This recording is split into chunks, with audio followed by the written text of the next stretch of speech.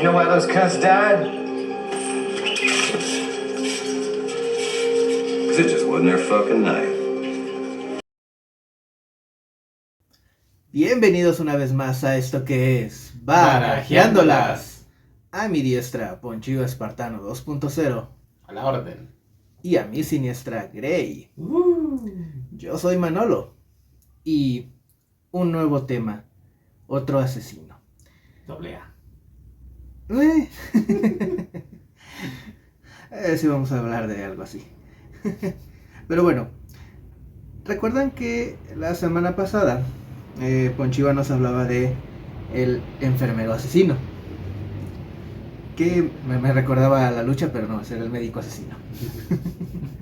Un luchador que se llamaba el médico asesino. Pero en este caso no voy a hablar de un profesional del área de la salud, ni siquiera era un profesional, no era un profesionista. Pero sí tomó como víctimas a profesionales del área de la salud. Estoy hablando de Richard Speck, a quien conocieron como el asesino de enfermeras. Richard nació el 6 de diciembre de 1941 en Kirkwood, Illinois. Fue el séptimo hijo de 8. Su madre pues era estrictamente religiosa, era muy metida dentro de la religión, de nombre Mary Margaret Carbog Speck, y su padre de nombre Benjamin Franklin Speck. Su padre fue muy amoroso con él. De hecho a Richard le gustaba estar con su papá y continuamente salían a pescar juntos. ¿Cuál fue el problema? Que en 1947, a la edad de 53 años, su padre falleció.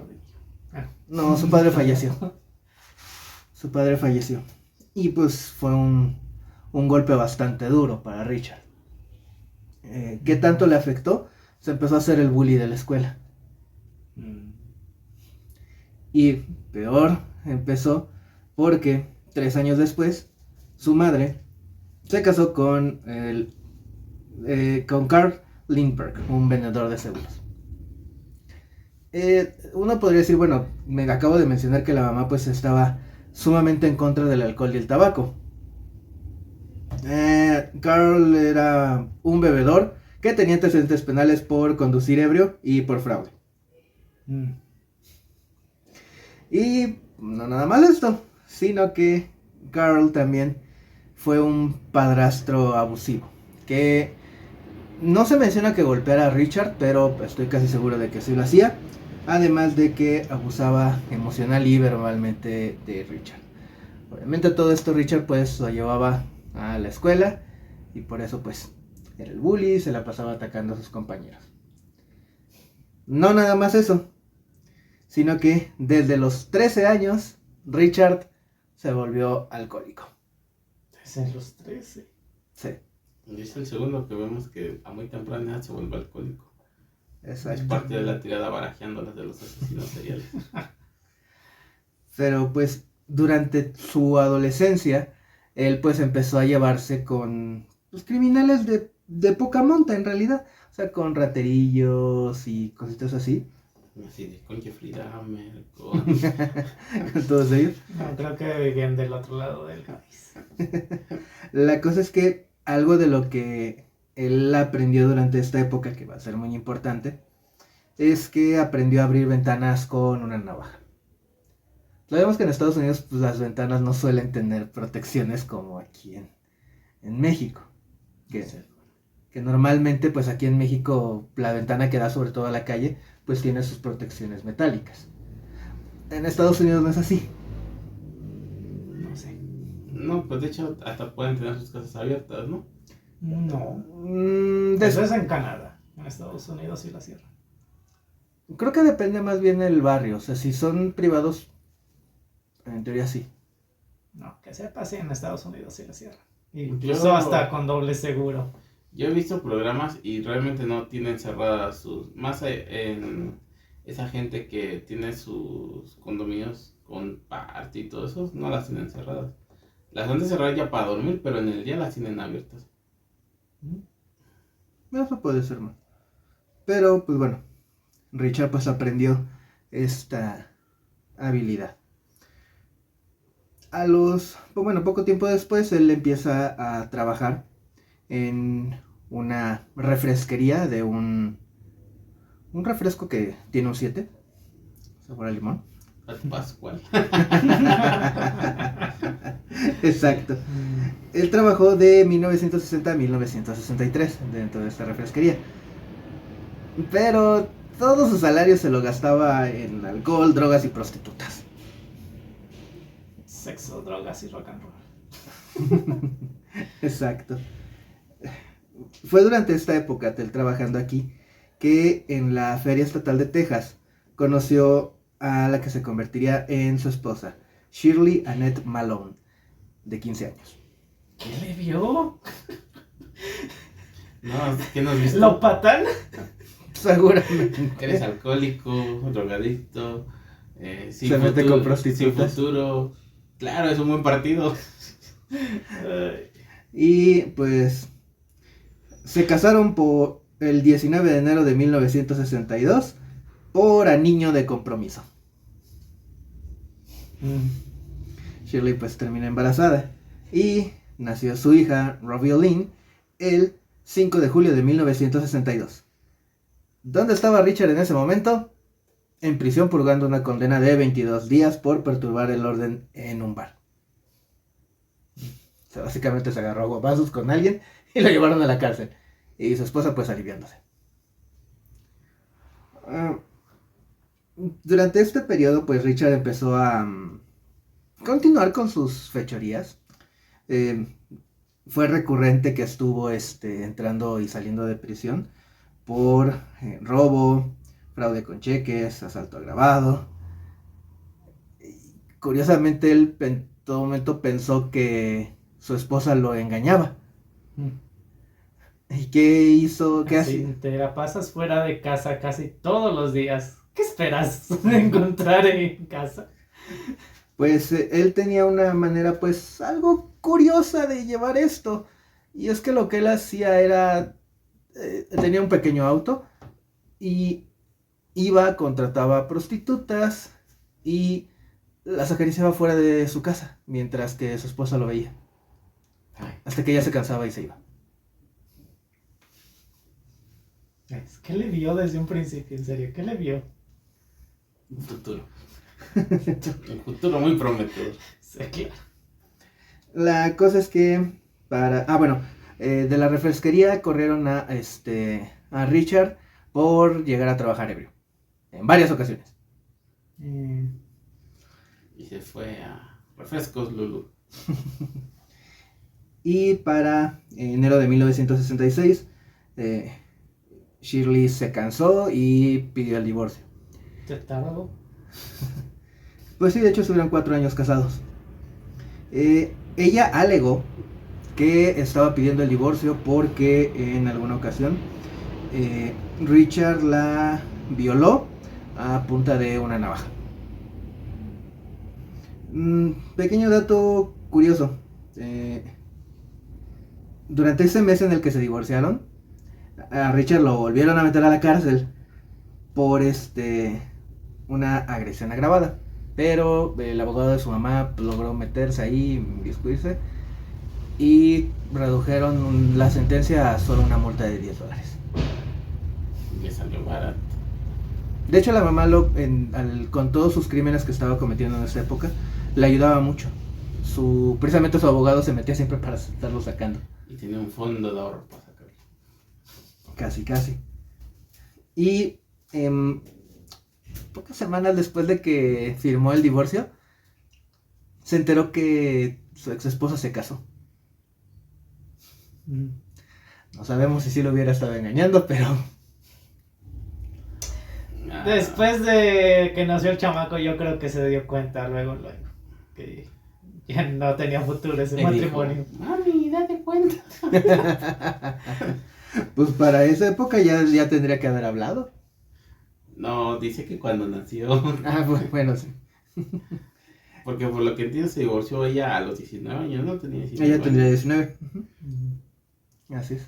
Ella tendría 19 y él 24.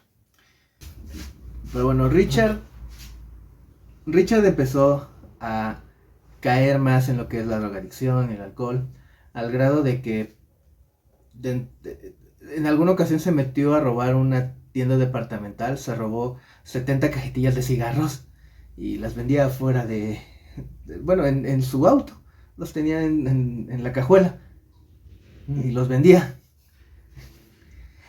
Para esta época, pues su hermana dijo, pues, ¿sabes qué? Pues te voy a ayudar, y se lo llevó a Chicago.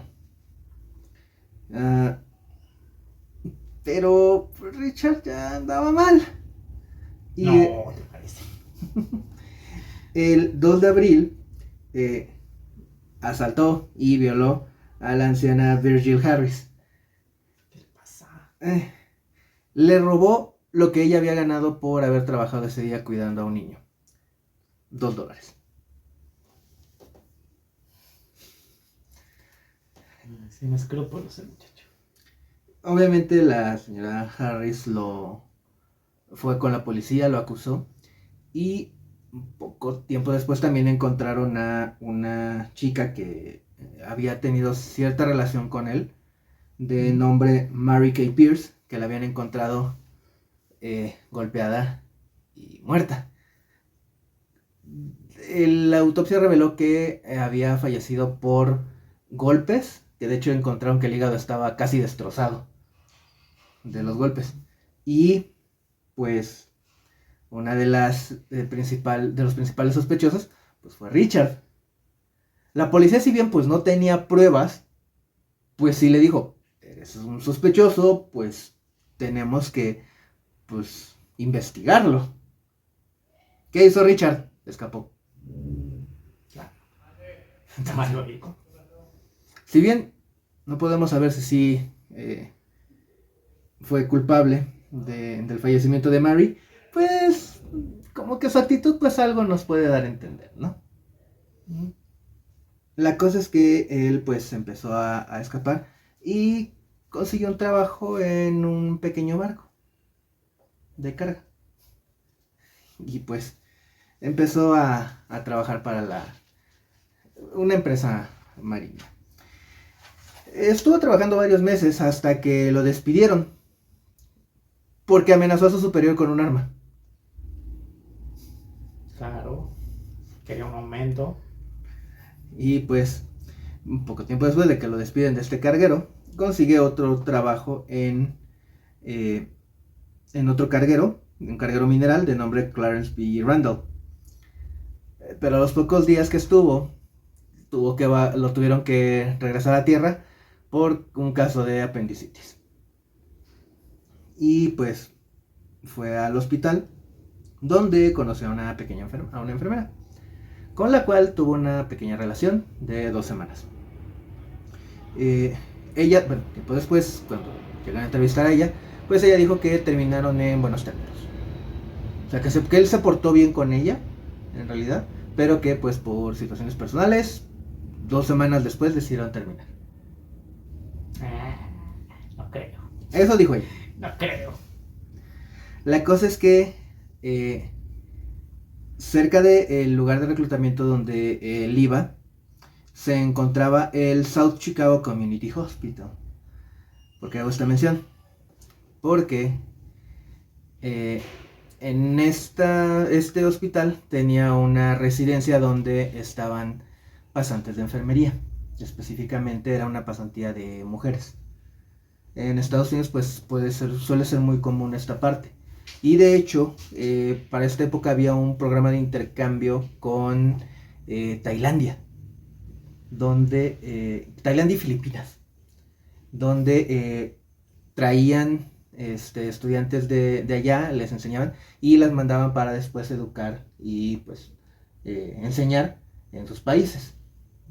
Entonces pues esta residencia pues servía como vivienda para todas ellas. Y pues aquí es donde él comete sus asesinatos. A diferencia de otros asesinos de los que he hablado, que es en un periodo de tiempo, que ya hemos visto que han sido años o meses, Richard fue en una sola noche. y fueron 7 sus víctimas.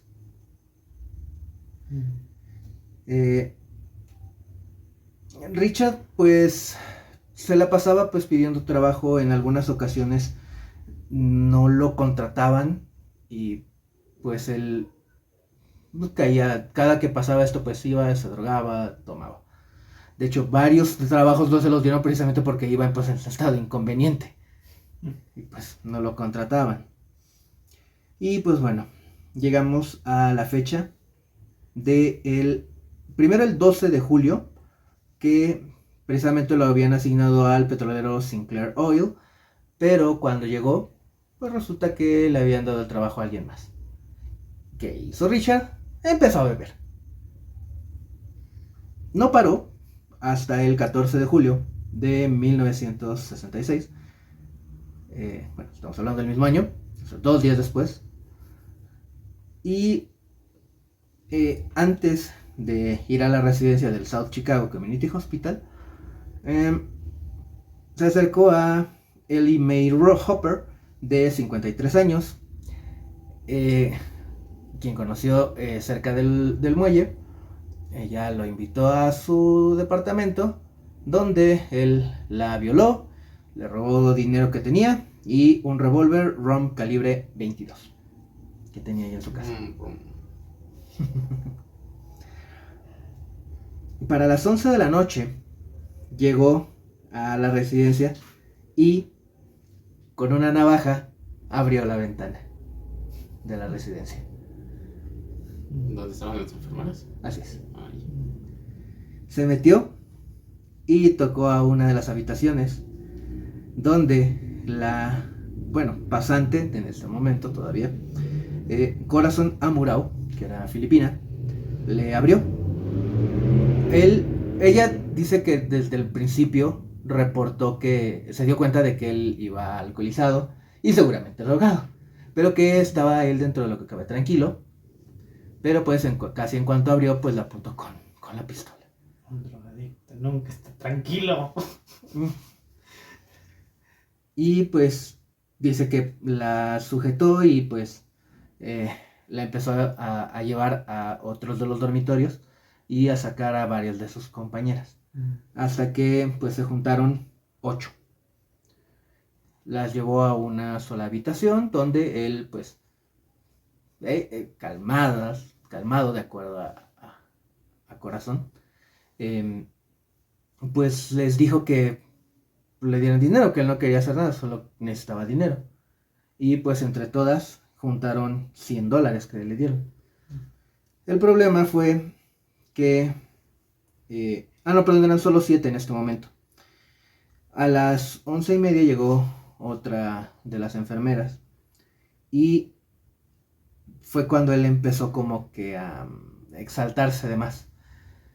Cuentan que el revólver lo empezaba a azotar en el piso, empezaba a gritar y cortó pedazos de la sábana para amarrarlas a todas.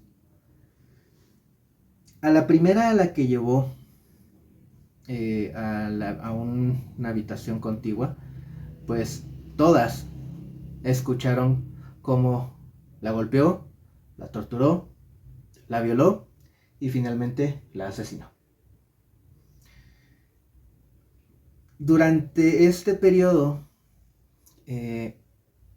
varias de las chicas empezaron a pues intentar zafarse, y la que sí alcanza a zafarse es Corazón, que en estos dormitorios había pues varias camas dentro de esta habitación donde estaban, y ella se mete en la parte de abajo para esconderse.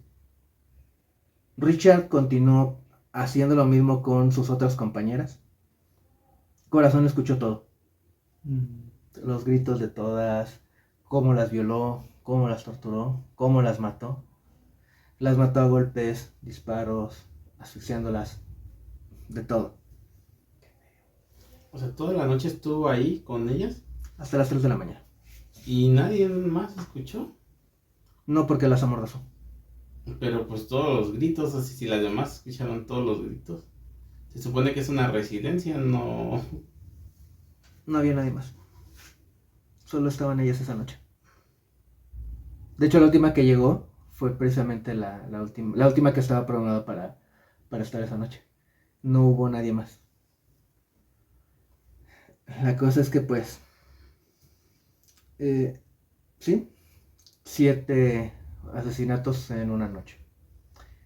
Y cuenta Corazón, porque ella fue la sobreviviente. Ella sobrevivió porque se escondió. Cuenta que después de que terminó, él sabía que le faltaba alguien, pero no la encontró.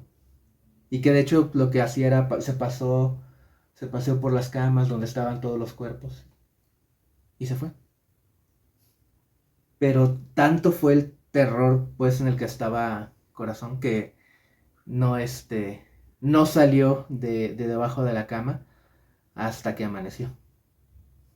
Y al otro día pues salió de la residencia y pues fue a la policía. La policía pues obviamente entendiendo pues todo lo que había pasado, pues le dijo... Sí, esta policía sí entendió lo que pasó. Sí, de hecho, porque Corazón le dijo en todo momento, estoy 100% dispuesta a ayudarles en todo lo que se pueda. Ese mismo día dio el retrato hablado, que la policía empezó a repartir por todos lados. Y le dijeron, bueno, ¿crees que si en algún momento lo detenemos, puedas venir a dar declaración? Y ella dijo, claro que sí, sin ningún problema. Algo que ella mencionó fue que una característica específica que tenía es que en un brazo tenía un tatuaje que decía Born to Raise Hell, nacido para traer el infierno. Y 2 días después, un vagabundo con el que él solía juntarse y tomar se dio cuenta de lo que había pasado, porque vio el retrato hablado. Y lo delató. Sí. Bien por el vagabundo. De hecho, el vagabundo actuó bien, porque él sabía, ya conocía a Richard, sabía que pues se exasperaba, sabía esta parte violenta que él tenía. Y cuando vio el retrato hablado, fue a la policía. Pero la policía no le creyó.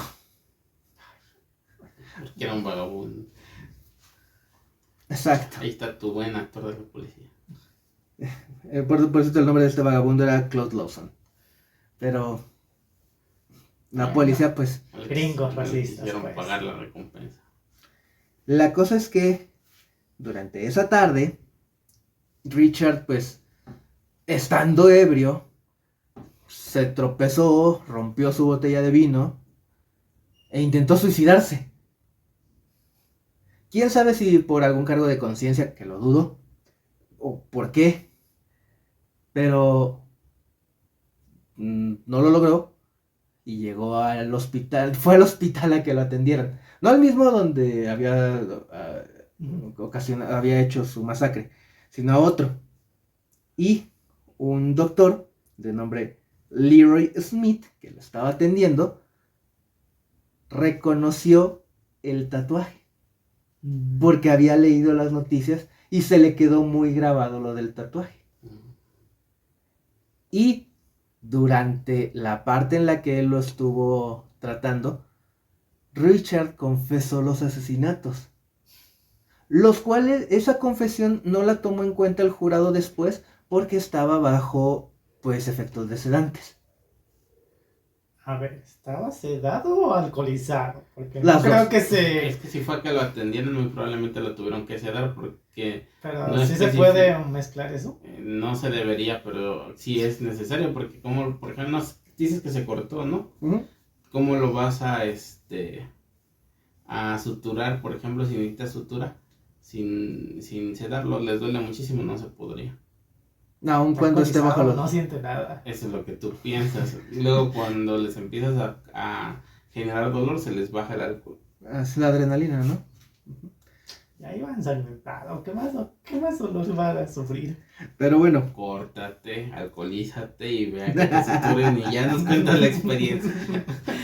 Y les dices, no quiero que me pongan sedante porque estoy alcoholizado. Yo aguanto, no tengo dolor. Pero bueno, la cosa es que el doctor de todas formas, pues dio parte a la policía. Y como pues coincidía con el retrato hablado, pues la policía fue a ver qué estaba pasando. Y también llamaron a Corazón. Además, perdón, yo me imagino que lo han de haberse dado de otra manera, porque casi siempre la anestesia que se pone es local. Pero en este caso, si se dieron cuenta que era el asesino, muy probablemente lo hubieran querido tener más tranquilo para que no fuera a causar algún otro tipo de problema. Muy probablemente le pusieron otro tipo de anestesia y como tal sí lo te dan. No creo que los doctores usen el macanazo. Ya no, antes sí. Pero bueno, la cosa es que la policía llegó, Corazón lo reconoció y pues la policía lo arrestó. El juicio pues no nada más llegó a juicio por los testimonios de Corazón, sino porque pues encontraron huellas digitales que coincidían con las de Richard. Y el juicio pues comenzó. Corazón durante el juicio sí llegó y pues dio testimonio y sí de plano se levantó, fue y en su cara señaló y le dijo, él fue quien asesinó a estas 7 pasantes. Y en todo momento pues estuvo ahí, las familias de las víctimas pues estuvieron con ella en todo momento, pues dándole apoyo y pues cuidándola, porque pues quieras o no, pues también puede haber ciertas represalias, ¿no? Entonces pues estuvieron siempre al lado de ella. Aquí lo único que interesaba era la mamá, no era la única que dices que lo cuidaba. Ya para esta época ya Ya se le olvidó que tenía hijo. Mejor voy a tener un hijo nuevo, me salió muy mal. La cosa es que el juez, después de pues escuchar todos los testimonios, pruebas, etcétera, había condenado a Richard a pena de muerte por la silla eléctrica. El jurado básicamente lo redujo a 8 cadenas perpetuas. Pero ¿por qué? No porque no dijeran que no fuera culpable, sino porque alrededor de 50 miembros posibles elegibles para jurado mencionaron que tenían conflictos con el veredicto. De hecho, algo común allá es que no suelen luego, que suelen a veces precisamente cambiar este tipo de penas de muerte por algo, por prisión o nada más así, porque los jurados no quieren tener en su conciencia el que ellos votaron porque mataran al asesino. Me imagino Bien por ellos. que los llevó a tomar esa decisión el que estaba bajo sustancias. Algunos fue por eso, otros fue por religión, otros por su ideología general. Fue conciencia, o sea, fueron varios ahí aspectos en los cuales pues 50 de los que eran posiblemente elegibles dijeron, sabes que no podría yo tomar esa decisión, es culpable, pero yo no puedo estar de acuerdo con la pena de muerte. Que le dé 8 ataques cardíacos en la cárcel. No, pero de hecho eran cadenas perpetuas de toda la vida, o sea, que tenía que cumplirlos. ¿Por qué? Porque precisamente... Morir. 8 ataques cardíacos en la cárcel. Es que hay algunos que sí se han salvado por eso. La cosa es que el juez... No, entonces sería 9, ¿verdad? Para que O sea, que el último sea fulminante, ¿no? Porque si no... Pero sale. pues después el juez lo terminó dejando con 300 años de cárcel. Y ahí es más difícil, porque ahí ya, aunque le dé y regrese, ya no importa, son 300 años y ya acabó. Exacto. Richard pues estuvo en prisión. Dicen que se comportaba pues relativamente tranquilo, pero sí seguía demostrando que pues era un desgraciado. Pero tuvo que desintoxicarse en la cárcel. Sí, yo estaba pensando en lo mismo. El síndrome de abstinencia que ha de haber pasado. No, porque se comprobó años después que Richard, por medio de pues el contrabando que puede haber en prisiones, seguía alcoholizándose y seguía drogándose. Sí. O sea, seguía consiguiendo drogas, seguía consiguiendo alcohol dentro de Me prisión. extraña. Créeme esa cárcel. ¿Qué cárcel fue? No tengo el dato. La cosa es que, pues como relativamente era tranquilo a pesar de que se drogaba y todo, pues ayudaba con las labores de limpieza en prisión. Y de hecho apeló en varias ocasiones para tener libertad condicional. Nada, que tienes 300 años. Sigue trabajando. De hecho básicamente le dijeron no. O sea, Sigue limpiando. cada que él apelaba por algo le decían no. No, y no. Salía Box Bunny. Exacto. La cosa es que pues le dijeron definitivamente no.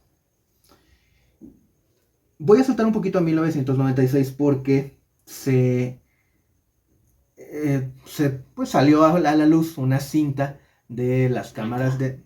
Prisión de Joliet, Estados Unidos. Joliet, Estados Unidos. Bueno. Quemada. No tienen buen sistema de seguridad. De hecho sí hubo, sí rodaron cabezas después de que se supo todo. Sí corrieron a los directivos. ¿De qué sirve ya? Lo estuvo borrachina hasta la muerte. Eso sí lo supe. Pero bueno, la cosa es que, como dije, voy a saltar un poco en 1996 y ahorita regreso al tiempo. Porque se reveló una cinta en la cual, pues básicamente grabaron, y dicen que era muy común eso, orgías entre los mismos presos y custodios. Y que se llegó a ver a Richard Speck trasvestido. ¿A quién? A ver. A Richard, el asesino. Cada quien tiene sus gustos. En alguna ocasión le preguntaron que pensaba de sus víctimas. A lo que él dijo, simple y sencillamente fue un mal día para ellas. Arrepentimiento jamás lo tuvo. Otra triada de barajeándolas. No muestra arrepentimiento después de haber asesinado. ¿Eso qué? No. No, es que lo hemos visto con varios asesinos. Es una constante. O sea, los asesinos. Este no se puede considerar un asesino serial por las condiciones en cómo asesino. Es un asesino como tal, sí, no se le quita. Pero recordemos que para que sea asesino en serie son aquellos que matan, dejan pasar un periodo y vuelven a matar. Esos son los asesinos en serie. Pero como tal, todo lo ejecutó en una noche. Lo marcan como asesino en masa. Uh-huh. Y pero siempre, o sea, siempre que hemos hablado, por ejemplo, el Higinio que pidió que usaran el dinero de sus víctimas para comprarle unas tortas y un refresco porque tenía hambre, que al cabo era dinero de él porque las había matado. Una muestra de que no tiene arrepentimiento. De hecho, algo muy curioso de Richard que ahorita recordé. Llegaban unos gorriones a su celda, a los que él alimentaba. Y en alguna ocasión un policía le dijo, no puedes tenerlos. Y dijo, ¿no puedo? No. Ok. Agarró y lo aventó al ventilador. Maltrato animal. Otra parte de la triada de bajando. Pero debería ser antes. Sí, en la infancia, pero es que no sabemos mucho de su infancia realmente. Entonces, probablemente ya lo vivía. Pero pues sí, él pues sí, en realidad era un desgraciado. Y pues bueno, ¿por qué mencionó que iba a regresar un poquito en el tiempo? Porque Richard falleció por un infarto el 15 de diciembre de 1991. No aguantó 9. De hecho, Wikipedia dijo que era un microinfarto agudo. No aguanto un microinfarto. Bueno, así como debió de haber estado su cuerpo después de... No, después de tanta droga, ¿Y el corazón bien acelerado. No, perdón, sí fue un infarto agudo. No. Pero la cosa es que pues sí, él falleció, de hecho falleció un día antes de su cumpleaños. Pobrecito. Ya no alcanzó a cumplir un año más de sufrimiento. Pero pues, un pequeño dato curioso que por ahí descubrí de la sobreviviente, Corazón, sigue viva. Ya pues pudo rehacer su vida gracias al apoyo de pues las familias de sus víctimas. Se terminó titulando. A lo que sí terminó como enfermera bien. Se terminó titulando, de hecho, ella fue regresó a Filipinas, dio clases para preparar personal y después de que se casó, regresó a Estados Unidos, donde continuó trabajando hasta los 65 años cuando se jubiló y pues sigue viva junto con sus nietos, viviendo pues con su familia. O sea, pues sí, desafortunadamente pues sufrió algo bastante crudo. No, pues desafortunadamente sí, pero también afortunadamente sobrevivió, ¿no? Y fue también crucial para evitar que hubiera más asesinatos, porque también lo hemos mencionado. Lo malo de estos personajes es que una vez que empiezan a matar ya no se detienen. O sea, como el que hablamos precisamente hablando del caso anterior del enfermero asesino, que decía que él según se arrepentía cada vez que mataba una de sus víctimas, y no era cierto porque lo volvía a repetir. Entonces es un arrepentimiento falso y él en ningún momento lo mostró, entonces muy probablemente hubiera seguido matando. Lo que sí me causa, fíjate, así como que algo así como de ¿qué onda? Ajá, es así de ¿por qué cuando están en la cárcel ya se comportan? ¿Les dará el cuscús que les hagan a algo o qué? Porque todos los que has hablado, gringos que han estado, estadounidenses que han estado ahí, en la cárcel, asesinos atrapados, todos se comportan como angelitos en la cárcel, ¿no? Depende mucho de quién y por qué. Porque, por ejemplo, Ed Kemper, el asesino de colegialas, que pues básicamente sus asesinatos era por que veía en cierto modo a su madre, como su madre fue una de las últimas que asesinó, pues al ya no tener nada más que hacer, pues por eso es que él ha sido un preso ejemplar. O sea, en ese sentido pues no hubo ningún problema. Además, ¿de qué te quejas? Tenía pachanga en la cárcel. ¿Qué clase de cárcel es esa? Por ejemplo, la Juana Barraza hasta vende tacos de canasta. Sí, entonces, realmente... En estos casos, porque hay unos que sí, de plano, las cárceles que les tocan son pésimas condiciones. Sí, por ejemplo, Herbert Mullin, que compartió prisión con Ed Kemper, fue Ed el que lo calmó.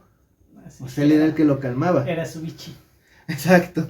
Pero realmente se estaba comportando, porque mira, si vas realmente porque le lavó el cerebro a la connotación de lo que es un asesino, estamos hablando de un personaje empoderado, que él quiere tomar el control en todo momento.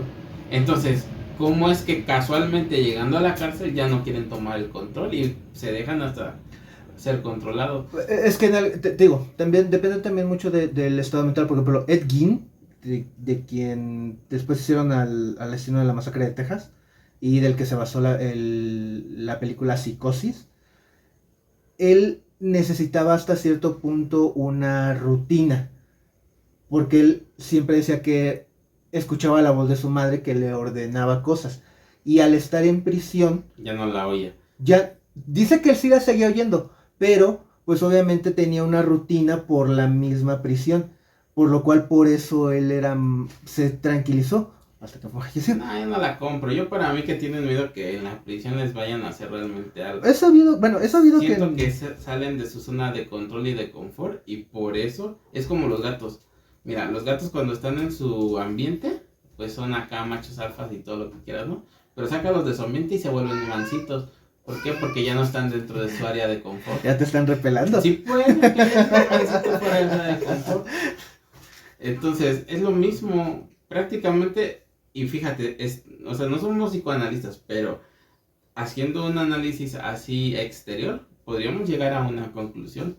Tal vez su vida sería mejor si estuvieran desde un inicio en prisión. Es que tal vez muchos de los que hemos hablado, si hubieran recibido el tratamiento psicológico adecuado, jamás hubieran llegado a... Hemos hablado de otros que lo recibieron y solamente burlaban el tratamiento diciendo sí lo soy, pero lo voy a hacer de todo. O sea, no, yo siento que ese no, más bien es el ambiente. Y pues en este caso que siempre son feminicistas casi. La mayoría son feminicistas. Y a lo mejor estar en una casa como ya no ven a mujeres, pues también se les calman sus impulsos asesinos, ¿no? De hecho, sí, hasta ahorita solo hemos hablado de estos casos. Pero pues, ya después hablaré de otros que pues no nada más se fueron contra mujeres.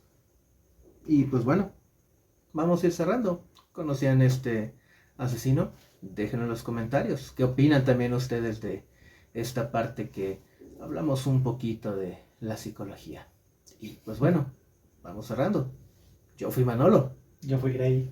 Yo fui Ponche Espartano 2.0 y no quedo conforme. Y nos vemos. Hasta la próxima. Chai.